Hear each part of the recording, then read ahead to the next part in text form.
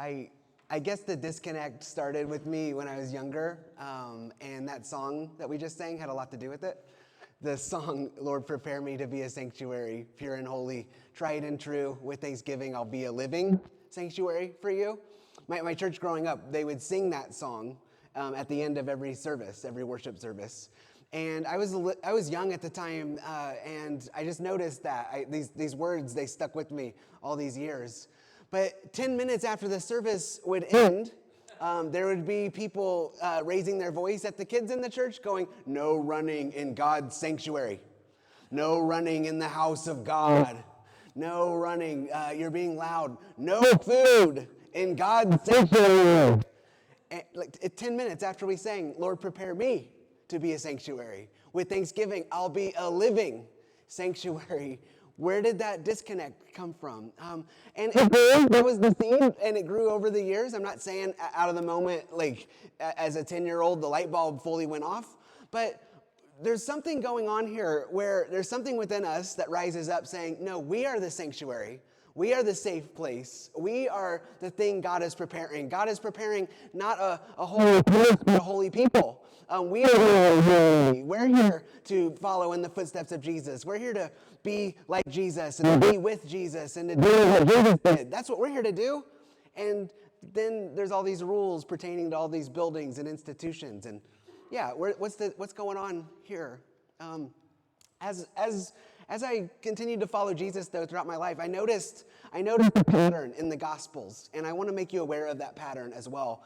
Jesus enters into a world based on institution or ritual-based holiness, where if we have a holy building and a holy space, and we invite a holy God into that space, and there's to make sure the space is holy, and they sanctify the sacred space, and we have vests, and we have vestments, and rules, and roles, and doctrines, and because of all the rituals we've set in place, we are holy. We're closer to God. Jesus comes along, though, and preaches something different. He teaches something different, that we're not holy, yet God comes down and has a relationship with us instead. God brings heaven to earth and wants you to participate in that. And so Jesus is not talking about a ritual or institutional-based holiness. He's talking about a relational-based holiness. And that changes everything. And for a few hundred years, the movement, this people that he started and sent out, they got it, all right? They really understood it. And then something happened several hundred years after Jesus ascended into heaven. Something happened. We just said, you know what? I really miss temples, and I really miss synagogues. And why don't we build one of those again? Why don't we build mini temples everywhere? And why don't we have big temples that people can go to? That was fun. Forgetting the fact that in Jesus' story, he's overturning tables at temples. He's getting kicked out of synagogues. And he only does a handful of miracles near synagogues and temples. One of them in particular, after he overturns all the tables in the temple, he gives sight to the blind that are there, and he lets the lame walk again. As if to say, I want you to see what's going on here in this temple, and I want you to follow me out of this stone building. And it's a beautiful, beautiful thing. The church that Jesus founded was based off of a resurrection, where you live a stone tomb, and you experience life to the fullest out there. He's inviting you to follow him into that. So if you have your Bibles, we're going to be in John chapter 10. And John chapter 10, this story takes place where Jesus has just healed a person blind from birth in John chapter 9. And the religious leaders are very upset with him for doing that. And a whole tribunal takes place because it's a threat to their institutions, and it's a threat to their temple structure, and it's a threat to everything. And Jesus gives us a manifesto for this new way of living in this world, why Jesus is here, what Jesus came to do, and how we can follow him in that. And he's going to be talking about sheep a lot, so we're going to unpack that. I don't know how many of you are shepherds in the house today. Yeah, one. Okay, great. Yeah, great. So you can check my work on sheep things. But John chapter 10 is where we're going to be. If you have your Bibles, I want you to see his words here. Jesus has this to say. He says this, very truly I tell you, here's a bunch of sheep facts. Very truly I tell you, anyone who does not enter the sheepfold by the gate, but climbs in another way, is a thief and a bandit. That's sheep fact number 1, okay? Apparently there's this thing called a sheepfold, okay? Back then in the first century, they were on hills and they were safe places. They were rock walls with an opening at the front, okay? In Vermont, you have a lot of rock walls. That harkens back to the day several hundred years ago where we had sheep everywhere as far as the eye can see. Sheep only need a small boundary to stay in a safe spot. So they're not going to hop a fence. They're not going to hop a rock wall. So a sheepfold or a sheep pen was this rectangle structure with one opening at the end at the top of a hill, and it was safe. Here's what would happen in a sheep pen. Okay, after a long journey, a shepherd would bring his flock by the sheep pen, and he would let them in to the sheep pen, and then he would get down on their level and check each and every one of his sheep. Many shepherds call their sheep by name, and they know the sound of their shepherd's voice. And he would get down on their level, and he would make sure everything's okay, that they had everything they need for the journey that continues the next day. If any sheep were injured, he would tend to them. If any sheep had a sore or a bug issue, he would anoint their head with oil. The shepherd and the sheep found safety in the sheep pen. And so he would make sure his flock was okay, that they survived the journey there. And then at night, what shepherds used to do is they would either pay a gatekeeper and go down in the city and wash up, or the shepherds sometimes would be the gate themselves. They would lay down over the opening, basically to say, if you're going to come after my sheep, you got to come through me. You know, if you're gonna take out my sheep, you got to get through me first. So they had an issue back in the day where people would just sneak in the other way. They would hop the small rock wall, take a sheep or 3 during the middle of the night while the shepherd was either in town or sleeping. They would bribe the gatekeeper, or they would sneak by the shepherd. So this is what he's talking about here. Okay, so he says, anyone that doesn't come through the gate into the sheepfold is a robber, is a thief, is a bandit. Okay, verse 2. The one who enters by the gate is the shepherd of the sheep. These are all sheep facts. Okay, sheep fact number 2. The shepherds are always at the gate, the opening. The shepherds know the flock.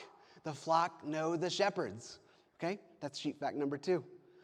Number 3, the gatekeeper opens the gate for him, and the sheep hear his voice. He calls his own sheep by name, and he leads them out. He calls his own sheep by name and leads them out. He calls his own sheep by name and leads them out. He calls his own sheep by name and leads them out. That's what shepherds do, okay? So the sheep know their shepherd, and the shepherd knows their sheep, and he calls them out.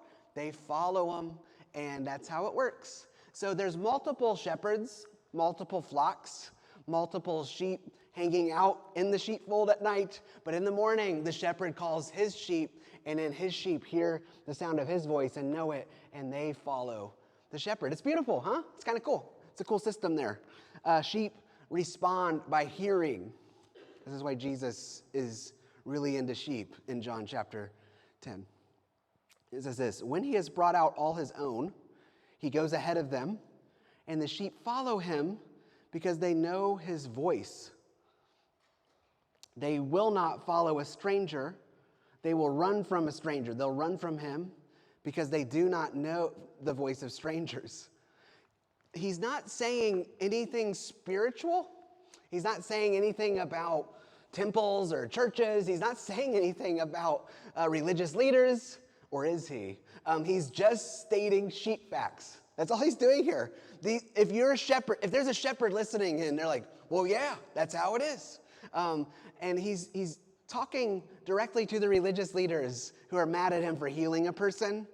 So they don't get what he's saying. Let's see what happens here. He says this, Jesus used this figure of speech with them. But he's not, is he really speaking in code too much here? It's like, he's basically like, here's how gas stations work. And the people who work at gas stations are like, amen, yeah, of course. But the religious leaders are like, that doesn't make sense to me. I don't know. So that's kind of what's happening here. They did not understand what he was saying to them. Why did they not understand what he was saying to them? Because they don't know the sound of his voice. Right? Why did they not understand him? Because they're listening for a different shepherd. It's not their shepherd. He have no interest to them. They want nothing to do with him. They're angry at him for healing people. Verse 7. So again, Jesus said to them, "Very truly I tell you," now he's going to speak a little bit more their language here. "I am the gate for the sheep." I am the gate for the sheep. That's another way of saying, I'm the shepherd, right? I'm the gate for the sheep. "All who came before me are thieves and bandits, but the sheep did not listen to them. I am the gate. Whoever enters by me will be saved and will come in and go out and find pasture." I just want to read that again. "I am the gate. Whoever is entered by me will be saved and will come in and go out and find pasture." I put a Greek word there. I want to talk about it. Okay, there's a Greek word here called that's translated in English to be saved, and it's a variation of the word sozo. Sozo. You want to say sozo? Sozo. Sozo. How are you doing today? Sozo. All right. Sozo. To save. To keep safe and sound. To rescue from danger or destruction. To save a suffering one from perishing. One suffering from disease. To make well. To heal. To restore to health. Sozo. To preserve one who is in danger of destruction. Sozo. To rescue. It's a loaded word, okay? And it's used 110 times. And Jesus is using it here to describe the safety and security found that sheep can find with a shepherd, but also to describe the safety and the security that sheep can find within the confines of a sheepfold, okay? So the sheep pen can sozo for a sheep. It can keep safe and sound. It can help. The shepherd can save. The shepherd can rescue from danger or destruction. The sheep pen can help prevent danger or destruction. But the shepherd can also save something suffering from perishing or suffering from disease, can get down on their level, to anoint their head with oil, to call them by name, to make well, to heal, to restore to health. And it's all working together. Do you see what he's saying here? So let's read that verse again, okay? That same verse. He says, "I am the gate. Whoever enters by me will be saved." Whoever is following the voice of the shepherd will be saved and will come in. The shepherd leads the sheep into the sheep pen. That's a good thing. Come in, but don't miss this. Don't miss this, the second and third part, okay? If you're American, so you're into steps. Here's 3 easy steps, okay? The first step, come in. We got that down. The second step, go out. Go out. Third step, find pasture. I hear this all the time because I've been in ministry for many years now, and there's always families that'll come into different churches I've served, and they'll be there temporarily, but they'll come in and they'll just go, "Here's why I left the last church. Me and my family went to the last church, and we weren't fed. So we're here to see if we can get fed." And the implication is, I need to preach good, sound, biblical sermons, and so he and his family get fed.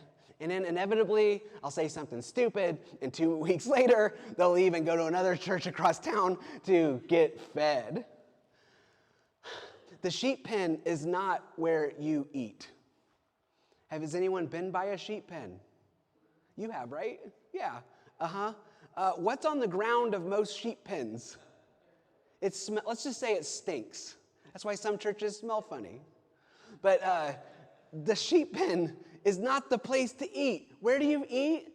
Pasture. Who leads you to pasture? The shepherd, right? It's so much better. Life to the fullest is outside the walls. I've learned a couple things about sheep over the years. My grandpa back in Indiana, he was a dairy farmer for 55 years. and he sold off his Jersey cows when he was at retirement age, but he couldn't stop tending to livestock. He just loved it. So in his retirement years, when I was a young kid, he had a small pasture and a sheep shed, and he had some sheep. He had a flock of 30 sheep or so. And he loved it. And he still played around on the Massey Ferguson tractor, and he would always go out into the field. Well, one summer, me and my cousins were over, and the night before, we're having dinner together around my grandpa's table, and he looks at us and he says, "Hey, listen, tomorrow morning, very early, I need to get out on the tractor, and I'll be out on the tractor all day in the north pasture. I need you, when you wake up a little bit later in the morning, I need you to go to the sheep shed and open the gate for the sheep so they can go out to the pasture. Just do that for your old grandpa." And we're like, "Sure, Papa, whatever." And then he went to bed at 7:30 because he had to get up. Who knows when that guy got up, but he got up very, very early. We wake up normal hours in the morning, and we get up, me and my cousins, we're like, "Let's go play in the barn hayloft. Let's go to the pond. Let's jump in the pond. Hey, let's just run around and let's ride the four-wheeler around. That's fun." We just did all these fun things. And then the sun started to set, and we saw the big diesel stack or the gasoline smokestack of Papa's tractor over the horizon, and we heard him coming back home because it had been all day, and one of us caught it. We forgot to let the sheep out of the sheep shed. So we ran as fast as we could from the pond to the sheep shed, and we opened it up, and it smelled horrible.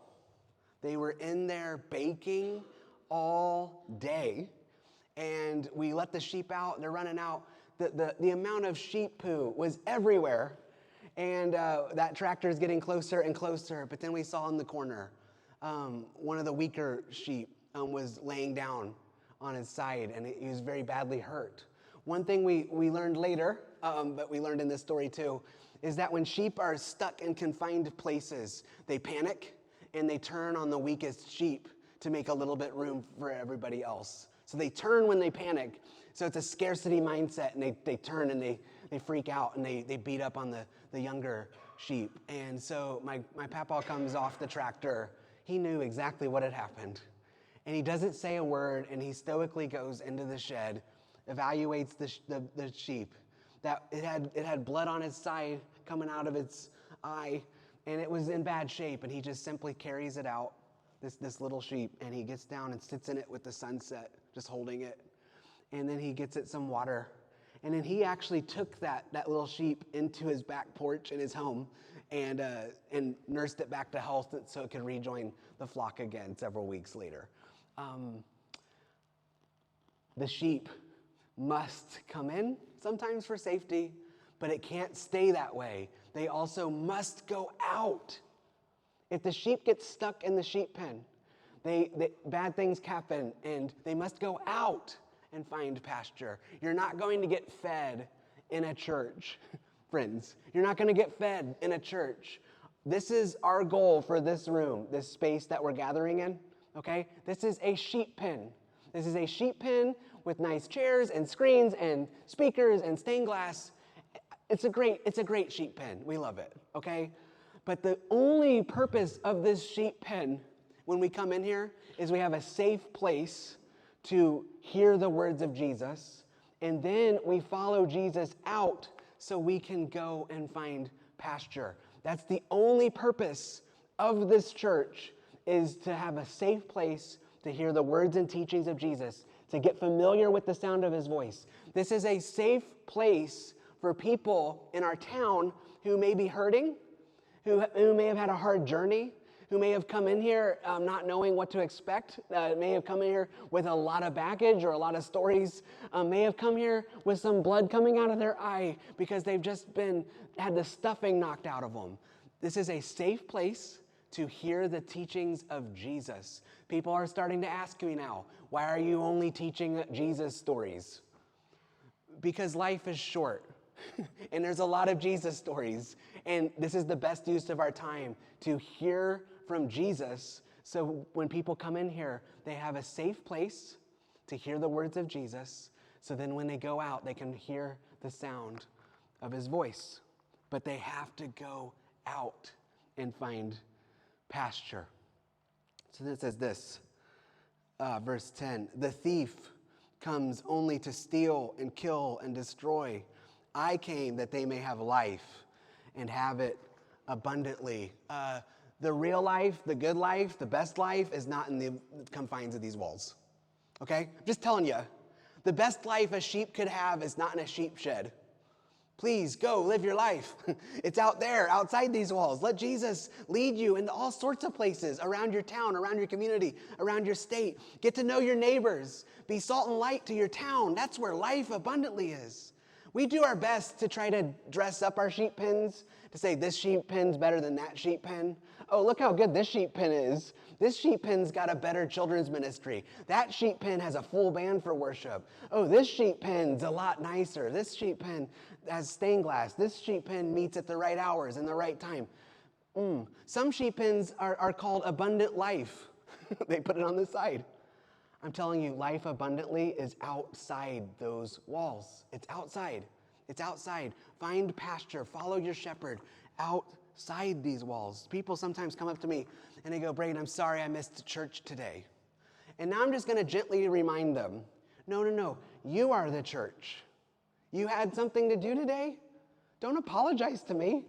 You're that much closer to your neighbors. Good. Live life to the fullest. Follow the voice of your shepherd. If you need a safe place to hear the words of Jesus, that's what this place is. So then he says, I have come that they may have life and have it abundantly. How to know if the voice in your spirit is the voice of Jesus. The voice of Jesus, the voice of your shepherd, sounds like life to the fullest. Okay? He's not here to steal from you. He's not here to announce destruction or to kill you. He is here. He is here that you may have life and have it to the fullest, abundantly. Life to the fullest. That's what he's here. His voice sounds like love, sounds like joy, it sounds like peace, it sounds like patience, it sounds like kindness, it sounds like goodness, it sounds like gentleness, it sounds like faithfulness, it sounds like self-control. If you hear voices that come against those ideas, they may not be the voice of Jesus. They're probably not the voice of your shepherd. Your shepherd's voice leads you to life to the fullest, abundant life. And he says this, I am the good shepherd. The good shepherd lays down his life for his sheep. He cares about you to the extent of laying his life down for you. That's love. That's sacrificial love. I am the good shepherd. I demonstrate my own love for you in this. While you are still sinners, I'm dying for the ungodly. That's what Romans 5 says. The hired hand, who is not the shepherd and does not own the sheep, sees the wolf coming and leaves the sheep and runs away. And the wolf snatches them and scatters them. The hired hand runs away because a hired hand does not care for the sheep. The hired hand cares more about money than sheep, or authority than sheep. It says again, I am the good shepherd. I know my own, and my own know me. Just as the Father knows me, and I know the Father, and I lay down my life for the sheep. One more verse here. I really want you to highlight verse 16 here. He says this, I have other sheep that do not belong to this fold. I must bring them also, and they will listen to my voice. So there will be one flock and one shepherd. Okay, there are people not here in this fold right now, probably because the weather's nice out, probably because there's things they're doing, probably, who knows why? Maybe they're sick, maybe they're traveling, I don't know. There are also, let's say everyone that's affiliated with Neighborhood were here today. There would still be people across this town and across this state and across this world who follow the sound of Jesus' voice. Jesus is their shepherd. They are part of Jesus' flock. This is billions of people around the world listening and responding to the voice of Jesus. If you think that only you and your friends inside your box are saved and that's it, you're probably in a cult. you're probably not listening to the voice of Jesus, okay? There are sheep all over the world that listen to the sound of Jesus' voice. So whether or not you're a follower of this shepherd depends on, are you listening to the sound of his voice and following? Not what sheepfold are you a part of, not what beliefs you subscribe to, not what organization you give to, not what attendance record, not what doctrine, not what people you know, not anything. Not what small group you're a part of. The only thing that matters, that says whether or not you're following Jesus, is do you listen and hear the sound of his voice and respond accordingly? Are you allowing him to lead you into life to the fullest? If you do, your life will be marked by love, joy, peace, patience, kindness, goodness, faithfulness, gentleness, and self-control. This is not a voice of fear. This is not a voice of scarcity. This is not a voice of beating up on the weakest. No, the voice of the shepherd leads to life and life abundantly, okay? So I also want to share with you Luke chapter 15. Luke chapter 15 is an incredible parable Jesus shares, kind of to drive this home, this idea of shepherd and sheep. And before we do that, I just want to remind you kind of this thing we're wrestling with as a church here. A survey came out several months ago, University of New Hampshire. It was the most extensive spirituality and religion survey ever conducted on your fellow Vermonters, okay? And they answered loud and clear. And the study found that 67% of all Vermonters want nothing to do with church, period. They want nothing to do with it. If you invite them, they're like, no, I'm out. Yeah, and in fact, only 9% of Vermonters attend a church at least once a month. 82% of Vermonters think the church cares too much about money and power, okay? So they responded loud and clear, but here's the good news. The good news is 50% of Vermonters are still spiritual. They still hold to a higher power. And many Vermonters are actually already out there loving their neighbor as themselves, already. So before we unpack this parable of the lost sheep, I want you to know that Jesus is already out there working with people, and we can follow him outside these walls and help them as well. That's what we want to do. The greatest commandment is to love the Lord your God with all your heart, soul, mind, and strength. But the second is like it. Love your neighbor as you love yourself. So Jesus will meet us outside these walls as we love our neighbors, as we love ourselves. That's one of the key reasons we named what we do Neighborhood, because we want to be a people. That we believe church is not a place where, but a people who. Okay, so we want to be a people that goes and loves our neighbors as we love ourselves. So with all this sheep stuff in mind, Luke chapter 15, it starts this way. Now all the tax collectors, whoa, okay, how many? All of them. Tax collectors were viewed by religious people at the time to be the most evil people. So it just starts off, this story starts off, all the bad people, you can say it that way, all the bad people, all the rabble-rousers, all the whoosy-whatsies, all the ne'er-do-wells, as Gary Goldman would say. How often do well? Ne'er. All right, all of them, all the tax collectors and sinners, all the sinners were coming near to listen to Jesus. Again, what makes a sheep and a shepherd relationship? The sheep hear and respond to the voice of the shepherd, right?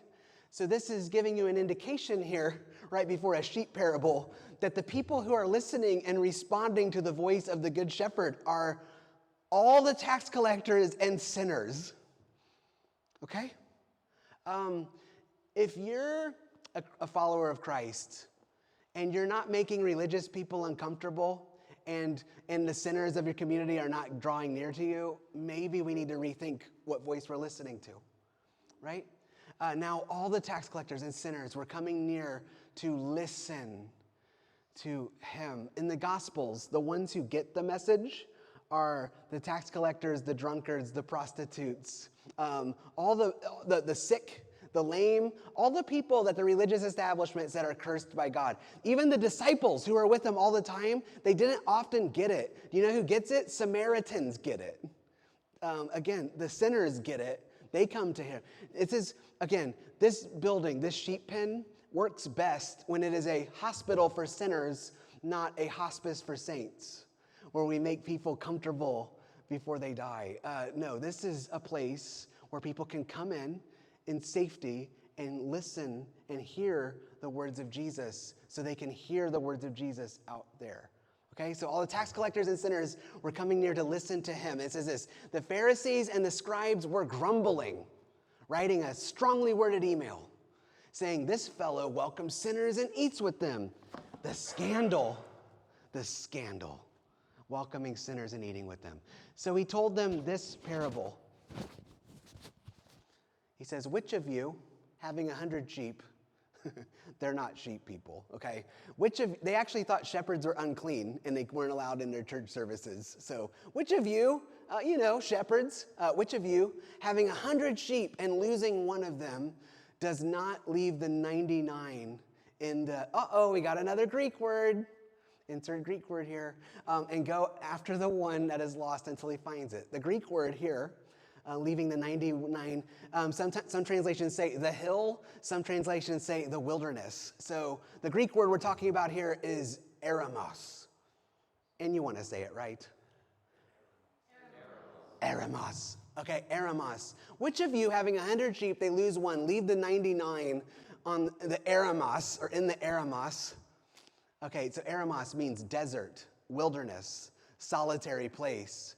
A place devoid of people. How many of you need an eremos in your life? Any introverts here? Our greeting time scares the introverts away. They watch online.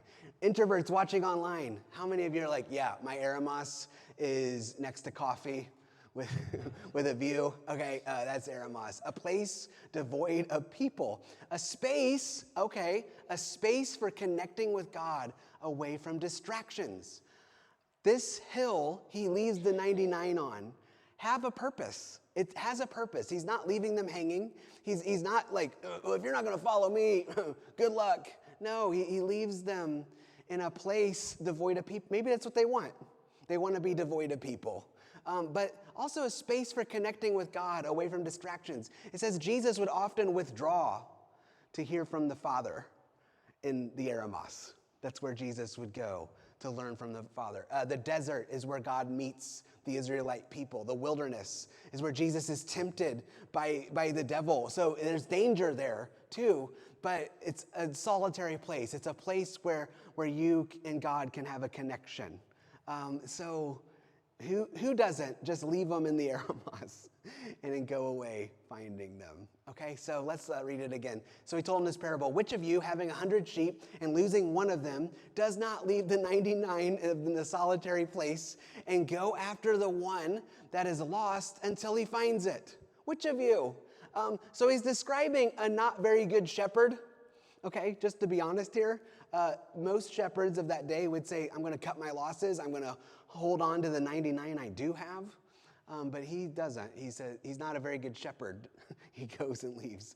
But then, I got to also point this out. They're not a very good flock.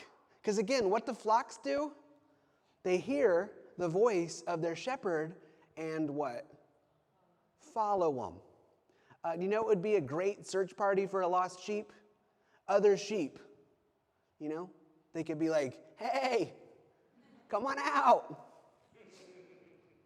But instead, they're like, that one that you lost, he should stay lost. He's bad. Anyway.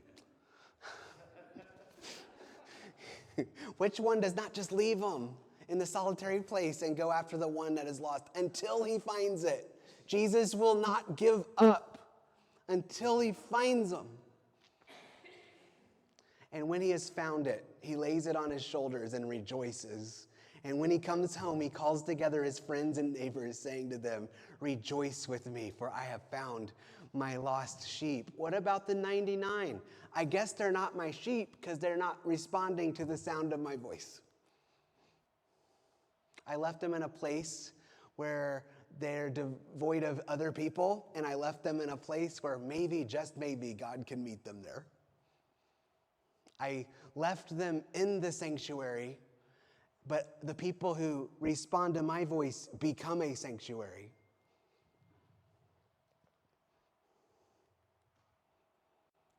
I want you to know something here. Jesus seems to enter into a world based on ritual and based on institutions and based on buildings. And he points to a resurrection, and he's hugging lepers and healing blind people and allowing the lame people to walk again so they can follow him out of the box. He pokes holes in the box so the light maybe, just maybe, can get in or shine out. He seems to be moving through this world, turning over tables of institutions and calling these buildings we've built to house God whitewashed tombs. And he talks about life to the fullest, and he points to a resurrection. And the resurrection story is so powerful to me because it's like proof that God wasn't mad at him. It's proof that you can overturn tables and get away with it. It's proof you can say, destroy this temple and I'll rebuild it in 3 days. You can. And you can follow Jesus into life and life to the fullest. That's what's beautiful about this whole thing. So Jesus says this, just so I tell you there will be more joy in heaven over one sinner who repents or returns over the 99 righteous persons who need no repentance. So right now, that survey says that 91% of Vermonters are deeply skeptical of church or want nothing to do with it at all. We are a church for the 91%. And so it's not good if your whole thing's built around attracting the 9%, saying, hey, we're a great sheepfold, just stay here, it's fine, the water's fine. It's not great for that, but it's what Jesus is calling us to do. So if Jesus is calling you in here, know that this is a safe place to bring people who are hurting so they can hear the sound of Jesus. Know this, if Jesus is calling you out there, he's calling you to do that so you can love your neighbors as yourself. Miss church? That's okay. You are the church. You're that much closer to your neighbors. Are you discouraged by that survey that says 91% want nothing to do with church and only 9% do? Hey, it used to be 99 on a hill. Now it's only 9. That's progress. Let's be a church a people who, not a place where, okay? And let's follow Jesus into here and out to there, and let's love our town in the name of Jesus. So I want to sing it together, and then by all means, hang out, stay as long as you like. But I want to sing this together one more time, and you're welcome to sing it with me if you'd like. It's the song we sang right before I came up here. Okay, let's do it. Lord, prepare me to be a sanctuary, pure and holy, tried and true. With thanksgiving, I'll be